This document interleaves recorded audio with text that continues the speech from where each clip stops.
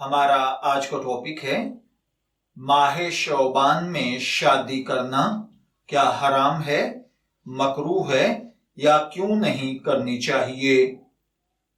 आमतौर पर मुआशरे में लोगों का ये कहना है कि शौबानुल मुअज़्ज़म चूँकि शब्बे बरात का महीना है और इस महीने में लोगों के आमाल अल्लाह तक पहुंचाए जाते हैं और फिर इसी तरीके से अल्लाह वहदहू ला शरीक की जानिब से जमीन पर उस साल होने वाले फैसले, किसकी शादी होगी, किसकी टूटेगी, कौन पैदा होगा, कौन फौत होगा, कितना रिस्क किसको मुहैया किया जाएगा, ये सब फैसले चूंकि इस महीने में होते हैं, लिहाजा इस महीने के अंदर निकाह करना जायज नहीं है और शादी ब्याह करना मना है।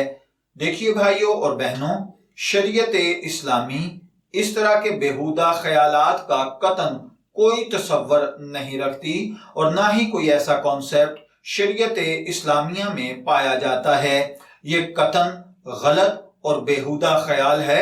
इस्लाम ने कोई महीना ऐसे नहीं बताया जिसमें निकाह नाजायज हो, बल्कि दिन का कोई भी वक्त हो, रात हो, सुबह हो, शाम हो, कोई भी दिन हो, कोई भी महीना हो, किसी महीने किसी वक्त में शादी और निकाह करना मना या हराम नहीं है। ये फकत बेहुदा और गलत बातें हैं जो इस्लाम के साथ मंसूब कर दी जाती हैं। मैं दुआगो हूं कि अल्लाह ताला हमें इन बातों को समझकर इनके मुताबिक अमल करने की तौफीक अता फरमाए। शब्बीर अहमद को इजाजत दीजिए, फिर हाजिर होंगे किसी नए टॉपिक के साथ। तब तक के लिए अल्लाह हाफिज।